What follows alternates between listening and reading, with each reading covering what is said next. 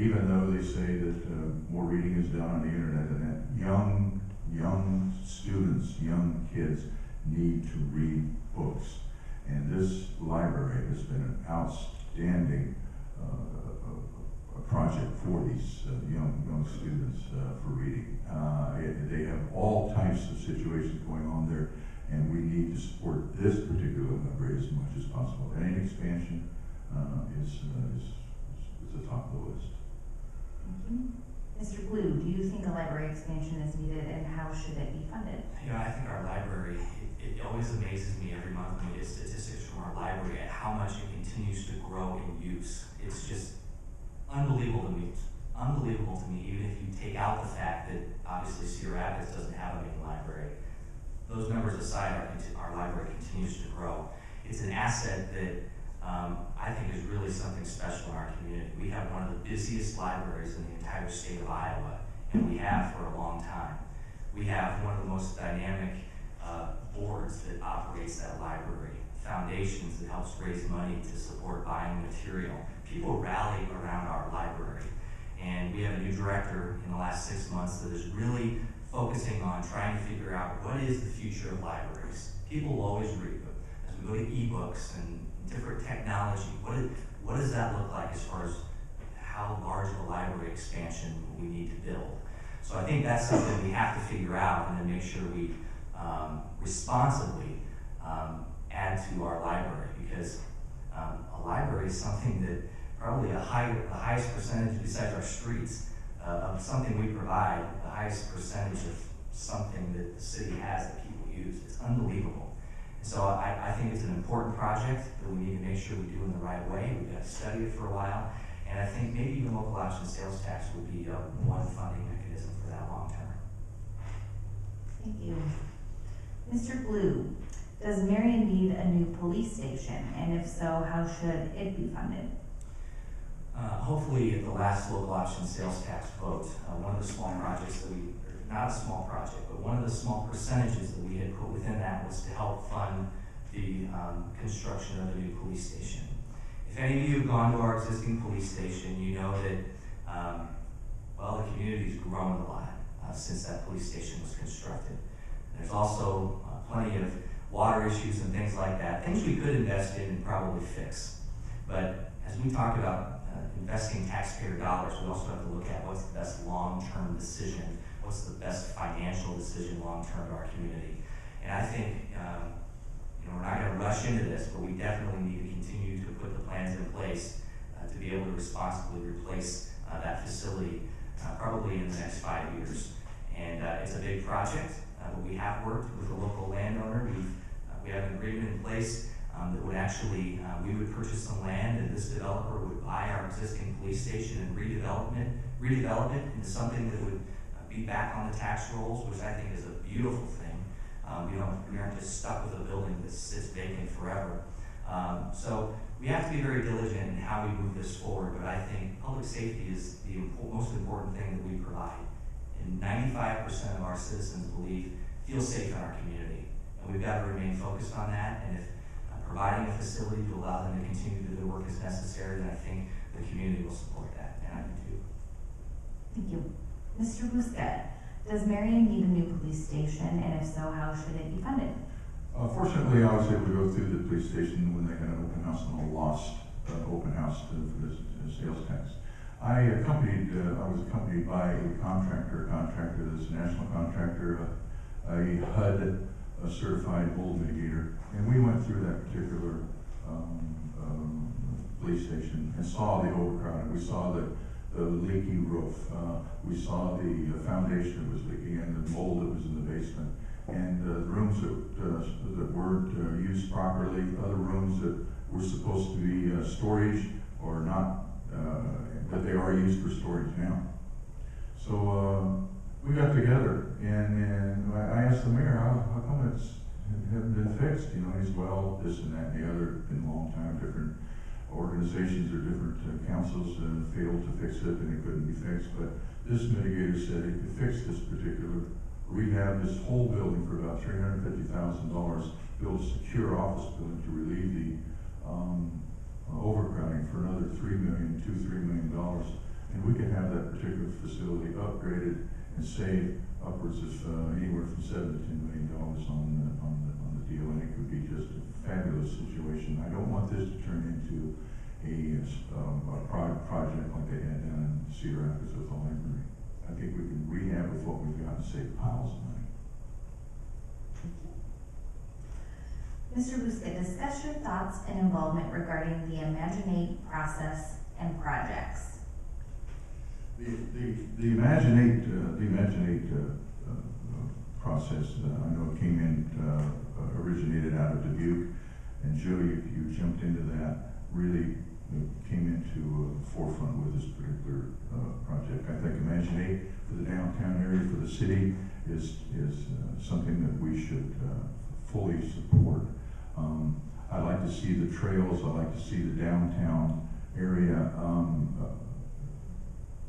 expanded, so we do have some sort of a destination situation down here. I would hope that when we do our expansion down in the downtown area, that the small businesses will be able to survive after any construction that we have down here. I'd like to see more and more, and I think you're doing a great job with all these events that are downtown in the park. It's always on the radio, it's always on the TV. Marion is always mentioned, and I think it's a very fine program. Thank you. Mr. Glew, discuss your thoughts and involvement regarding the Imaginate process and projects. Like I mentioned earlier, I had the opportunity to really help be a founding member of this. When I first graduated from school, I lived in Dubuque for 1 year and had developed some great relationships with the city manager, the director of their community foundation, some other significant individuals who led their visioning process. And so when we knew that we needed to do a similar process, I got on the phone and called them and said, hey, can we come up and learn how you did this? Because there's no use to reinvent the wheel. And I was impressed. They said, come, we want to teach you. Because there's a lot of communities that would say, no, this is our project. We're not going to share how we were successful. And so regionally, that was a great partnership. We went up there and learned that and implemented it. And here we are this many years later. We have great projects that are moving forward. And I think even more important, the citizens that were involved in that process is unlike any other public outreach project we've ever seen. The ideas that were generated, over 1,000. I mean, it was just unreal. And now we have not city government that is leading this, but we have private citizens and other businesses that are rallying around these projects to move them forward. And that's extremely exciting because these are projects the community is behind. When we talk about our community, a community rec center, which they call functions and fitness, talk about improving our trails, enhancing our parks, enhancing our library, creating a program that makes it attractive for restaurants and those types of businesses to locate to our uptown. These are all projects that came from the community that are important as the community moves forward. Thank you. Mr. Glew, which of the Imaginate projects do you perceive as most significant to Marion's future? How do you prioritize them, and would you recommend that the city help fund them? Number one project is what's called Functions and Fitness. It's a joint project with the city, the YMCA, both St. Luke's and Mercy Hospitals, both Linn-Mar and Marion Independent Schools, and Kirkwood Community College. It's a very large project. The price tag right now on it is, I believe it's $36 million. But you have all of these entities that today have a need and are committed to building facilities and spending money. Kirkwood's going to replace their facility in town, $14 million. The community just passed a bond issue to that. Linn-Mar's going to build a competitive swimming pool. They've budgeted the money for that. The hospitals, after the flood, lost their therapy pools. They want to invest in that. We have all of these stakeholders that are ready to invest money. YMCA's outgrown their facility. The stars are aligned for us to build one facility under one roof that creates so many great partnerships, educational partnerships with Kirkwood and the high schools being under one roof, sharing programs. It's just such an exciting, not only project for our community, but an economic catalyst that we want to position this in a place that other business comes and wants to be around this facility. I think the city has a role in helping to fund this project, but a very minimal role because of all the stakeholders involved. This was something we put forth on the ballot for local option sales tax that Marion voters did pass. Unfortunately, Metro Wide did not. So the the citizens have put this forth through Imaginate, confirmed it with local option tax vote, and it's a project that I think is very significant. Thank you. Mr. Bouska, which of the Imaginate projects do you perceive as most significant to Marion's future? How do you prioritize them, and would you recommend that the city help fund them? On this project that you just talked about, this was on the survey, rated very high on the survey that was presented last night by Mr. Schott. It's right to the top. You talked about all the different functions that are going to come together, and it's all going to be here in Marion. That's the best part. It's here. We are going to be a focus for all of these things. And as far as the funding goes, again, we're just partial on this funding. All the rest of them will come in and help put it together. I think it's great. Thank you. Mr. Bouska, what is your opinion regarding the National Main Street Program, and what are your thoughts regarding Marion going after a Main Street, Iowa designation? Anything that'll put Marion on the map is something that we should all go for. This Main Street situation sets us apart from other cities, locally and nationally. And the more work that you can put into this, Jill, and make it work, then power to you. But all this recognition is something that gives us a little bit better edge on these other communities for a nice, safe place to live. Thank you. Mr. Glew, what is your opinion regarding the National Main Street Program, and what are your thoughts regarding Marion going after a Main Street, Iowa designation? Well, I think that obviously when any of us are in the uptown, whether it's shopping at any of the small businesses that are there, or in the park for music or any other activities that are going on, we know that our uptown is special. And as we move forward with Main Street or Central Corridor redevelopment, we have to remember that what our uptown is today, and continue to focus on growing it and growing the qualities that exist in our uptown today. Main Street is a program that basically, it's a program that's focused on growing Main Street, which is growing our uptown. And I think especially if this is a project that our local businesses get behind, Marion wins. And it also positions us to take advantage of other resources from the state, other assistance from the state. And I think it's a very important project as we grow the commercial core of our community. Thank you. Mr. Glew, stormwater utility has been a topic of great discussion over the past year. Do you support the plan as it has been laid out, or would you propose a different plan moving forward? If so, describe the changes you would like to see in the plan and how you would go about accomplishing those changes. All right, who understands the stormwater utility in its entirety? I'm not even going to raise my hand, but there's a lot of faces in this room that when we went through this process, this is another controversial process. Basically what stormwater utility is it's putting a utility in place that basically it's somewhat of a user fee type thing. The more stormwater that your property contributes to our stormwater system, you pay a little bit higher fee to contribute, pay for what you contribute to the system.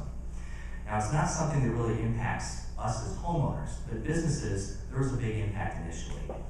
And I sat around the table with members of the chamber, with business owners that are in this room today, and we worked through that process. And where it is today, I don't know if I support it, because what we're waiting is to see what the true impact is to our business community. Financially, it's a thing that we have to look at, and it's a thing that some of these big federal regulations are mandating on us in some ways, how we handle our stormwater, which I'm not a fan of how those regulations are mandating we do some of these things. But at the end of the day, we have to make sure it's affordable to everyone that's impacted by it. And we're waiting for some more data to come to us that we will have by the end of the year. And that's when we're going to look at this again, and that's when I'll decide if I feel like it's something that is affordable for business. Lots more conversations to have on that. Thank you.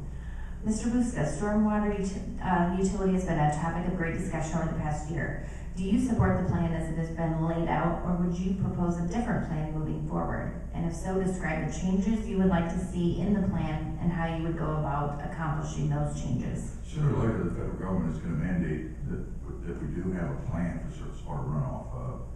Some of these sub-projects, EPAs and whatever, environmentals, we need a plan that is set or just about set. We need a plan in place so that we can implement it if and when this is mandated. But presently, I don't feel that it is mandated, and I don't think that we should have this hanging over our heads. I'd like to see this, these assessments taken away presently and stopped that are on the water bill.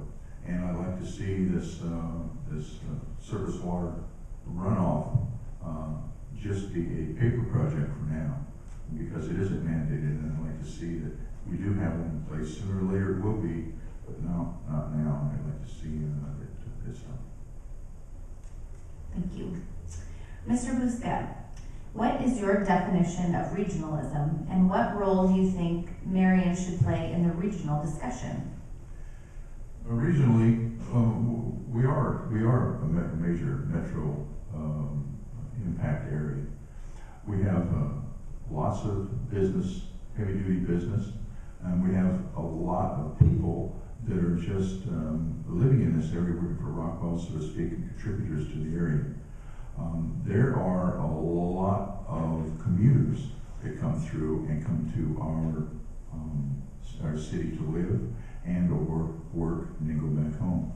As far as regionally goes, we have to have situations in place, especially in our transportation. I'd like to see more office buildings here, but I'd like to see get our infrastructure set up and ready so that we can improve these facilities in the future. Just off the top of my head, we have an airport. We have a regional airport right next to our Medco. That's really important, and I'd like to see that expanded also. Thank you. Mr. Glew, what is your definition of regionalism, and what role do you think Marion should play in the regional discussion? I think we should be a leader in the regional discussion, and I think regionalism looks like different things. From an economic development standpoint, which I think is traditionally where we talk about regionalism, it means the city working with Medco, working with Priority One, which is a larger economic development group, working with the state of Iowa, it's all about partnering together, and it's also about recognizing that it's not just all about when Marion lands a project, Marion wins. It's about recognizing that even when Cedar Rapids lands a big economic development project, as much as we sometimes don't like to say that, Marion, the region, wins because jobs are coming to the region and people are moving to the region. And we have to remain focused on working with a variety of organizations to drive economic development. I think regionalism also looks like the example that we gave about working with Dubuque on learning how they grew some of their quality of life type assets in their community. It's being willing to share those ideas and recognizing that it's when communities in your region work together and win that we all win. And so it was interesting after we did that project how I got a call from the city of Delhi. This just happened to be my hometown where I grew up on a farm years ago. And they said, hey, we heard about this Imaginate process. Can you tell us about it? I could have said, no, this is our thing, we're going to win. But, spent time on the phone with them because it's all about sharing ideas and working together and recognizing that it takes more than just one community to move forward on a variety of things. Thank you. Mr. Glew, how will you build relationships with surrounding communities? For example, Cedar Rapids, Hiawatha, Robbins. Well, coming off the regionalism question, it's obviously important to have relationships with our surrounding communities. I know that formally all the mayors of the communities meet together on a regular basis to talk about the issues that they're working on. We've talked about how we need to continue to work more in meeting with our local school boards to share some of the strategic planning initiatives we're working on and hear what they're working on, because again, we're all in one community and need to be working together on things. So I think there's plenty of ways from a leadership standpoint that we need to make sure that that we're working together with our surrounding communities. Stormwater utility is a good example.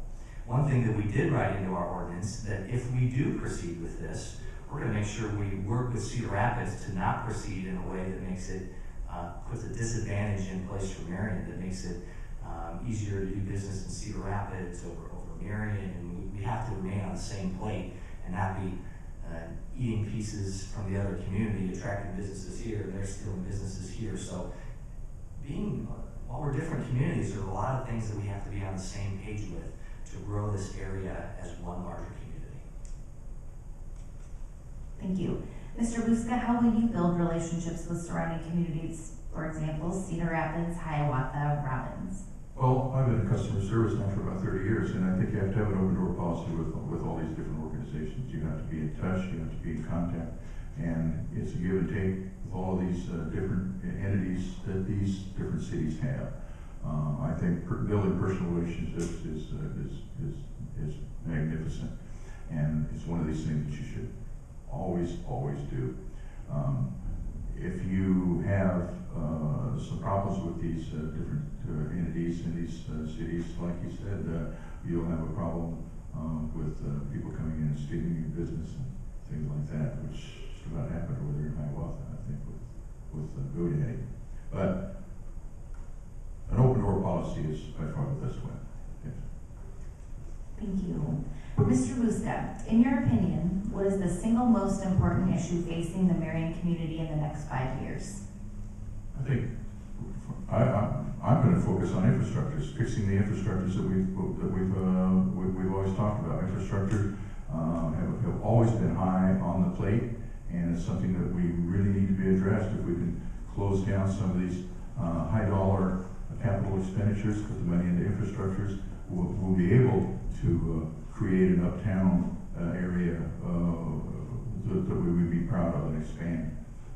Also the streets, we got to continue with the building these streets, building this transportation network so that we can expand, because I know this area is set to really explode with more housing once this economy straightens around. And if it does, I want to be set and ready to go for it. Thank you. Mr. Glew, in your opinion, what is the single most important issue facing the Marion community in the next 5 years? Sure. It is infrastructure. I agree, roads and associated infrastructure.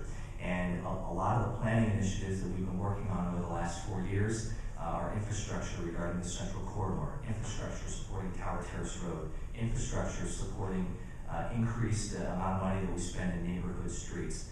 But again, there is that number one priority, but it comes back to the number one thing in my campaign is doing it all in a fiscally responsible way, because we have to make sure we have long-term plans in place to implement these projects, not at the expense of the taxpayers, because again, we all pay plenty of property taxes, and so that takes a lot of work, and we've got to remain focused on that. So building the infrastructure that allows our community to continue to move forward in a very responsible way when it comes to the financial side of these projects. Thank you. Okay, with respect for everybody's time, our next question is going to be our last question, and then we will move directly into final remarks from both candidates. But before I do that, I want to mention that we also have another forum tomorrow. It's for the 7 council candidates, and we hope that you'll be able to attend that as well. It's the same time, same place, 11:45. Come join us for pizza. But then there's also another forum for all candidates, both mayoral and council candidates, next Tuesday evening at 7 p.m. That's being presented by the Marion Chamber of Commerce and the League of Women Voters. Again, that's 7 p.m. next Tuesday, which is the 25th of October. And again, as people are getting up to leave, I want to thank you for taking your time today to join us. And again, thank you to the candidates. This has been very helpful. So now we'll go on with our final question. Let's see here. Mr. Bouska, where do you see Marion in the next 5 years and then 10 years after that? Yeah, again, it's exponential growth. I think we're setting ourselves up with these projects for to set the business, to set the area. The infrastructure is there for business. Again, once the economy sets up, we will be able to expand properly with measure and create jobs. We are setting ourselves up for a very good run. Again, it's the Tower Terrace up north. We've got the Highway 100 down south. We've got the Medco. We've got the Central Project. We've already started this orderly growth in the Central Corridor, and I like I said before, it's going to expand to the west towards the downtown in a very, very proper fashion. I'm all about creating jobs and not eliminating them. Thanks. Thank you. Mr. Glew, where do you see Marion in the next 5 years and then the 10 years after that? Well, 5 years from now, I see great progress in our Tower Terrace Road corridor. I see the first several phases of our Central Corridor project being developed. I see an industrial park on the east side of town and further in along 3rd Avenue, which is a new industrial park. I see new business developing there, which again helps to better balance our tax base. So I see a growth in business and industry. I see commercial development growing along some of these major transportation corridors. I see a lot of our Imaginate projects complete. Those are projects that we said we would complete in 5 years, and which is very aggressive. I see our functions and fitness project being a catalyst for growth on the north side of town. But I also see a lot of work to continue being done. We've got to remain focused on all these initiatives. 10 years from now, hopefully as we look out this window, we are going to see an extremely vibrant corridor filled with new small business and other businesses who have looked at this area of our town and seen the excitement, seen the life, and seen the vision, and decided to invest in it.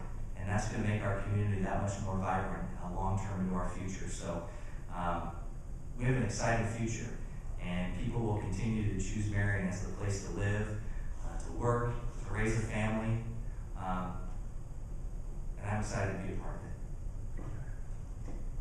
Thank you. Now we're going to move into closing remarks, and each candidate will have 2 minutes to complete their closing remarks. So we will go ahead and start with Mr. Glew. Okay. Thank you. Well, thank you again for being here today, because I know sitting listening to two candidates running for office probably isn't always the most exciting.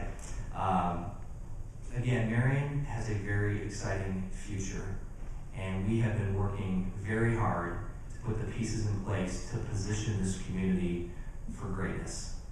I'm fully vested in it. I truly believe in our community. I believe in the people of our community, because it is the people that make up this community that makes us so special. Again, we have a lot of big things on our plate moving forward. And my number one priority is making sure we do that in a way that makes sure Marion remains the place that people want to be. We keep it affordable. We make it more affordable. And we do that by growing business. There's a lot of projects. I think we're on the right track. Again, I don't need to repeat everything that we've been repeating for the last hour, but I really want to be the next mayor of Marion because I believe in this community and I believe in the direction that we're headed. So thank you for being here today. Thank you. Mr. Bouska, your closing remarks. Nick said he's vested in the community. I am invested in the community, and I have invested. And that's why I feel that I'm a very strong supporter of this city, always have been, always will. I want to support the small business in this community. I want to see some progress. I want to see the builders. I want to see contractors. I want to see investors. I want to see the small businesses in the city become vibrant again. Let's take a look at some of the pitfalls that they're having to jump through these hoops for the city. Let's make business easy. Let's make it affordable and make it easy to really be out. Like I say, I'm a rank capitalist, and let's just go get them. So thanks. Thank you very much. I believe both candidates will be available for a couple minutes if you have individual questions. But thanks again for coming, everybody. Have a good day.